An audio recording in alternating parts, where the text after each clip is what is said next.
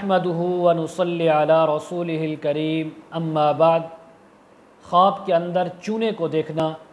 خواب میں کسی نے دیکھا کہ چونے کے ساتھ اپنے بال صاف کر رہا ہے یا خواب میں چونے سے اپنے بال اڑا رہا ہے، اور اس طرح بہت سی تعبیریں اس کے متعلق آج اس ویڈیو میں بیان ہوں گی۔ سب سے پہلے آپ حضرات سے گزارش ہے کہ جن حضرات نے ہمارے چینل کو سبسکرائب نہیں کیا وہ سب سے پہلے چینل کو سبسکرائب کر لیں، بیل آئیکن کے بٹن کو دبا لیں تاکہ ہماری ہر آنے والی ویڈیو سب سے پہلے آپ تک پہنچ سکے۔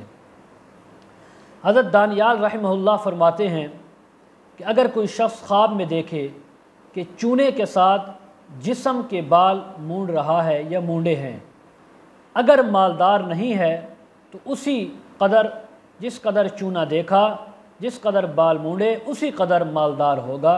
اللہ کی طرف سے اس کو رزق کے اندر فراوانی اور ترقی ملے گی۔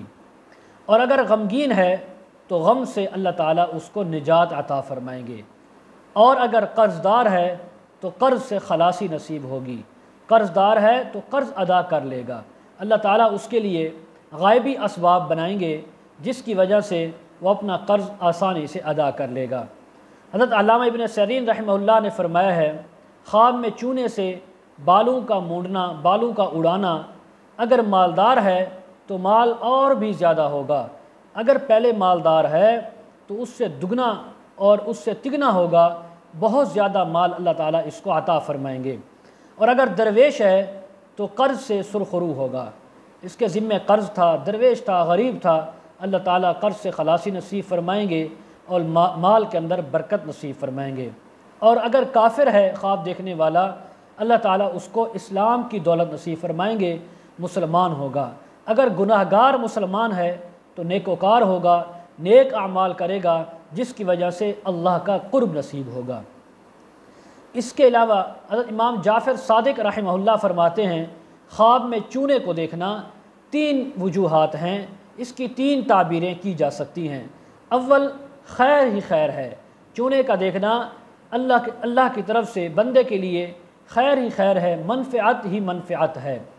دوسری تعبیر، بری ناخوش باتیں ہیں، یعنی اس کو بعض اوقات چونے کو خواب میں دیکھنے کی کچھ حالتیں اور ہوتی ہیں، ان حالتوں میں چونے کو دیکھنا یہ انسان کو بری باتیں اس کے کانوں تک پہنچنے کی دلیل ہے، جس سے وہ ناخوش ہوگا، پریشان اور غمگین ہوگا۔ ایسے آدمی کو چاہیے اپنے اعمال پر توبہ کرتا رہے، استغفار کرتا رہے۔ تیسری تعبیر، مشکل کام اور چونے کی عمارت وغیرہ بنانا بری تعبیر رکھتا ہے۔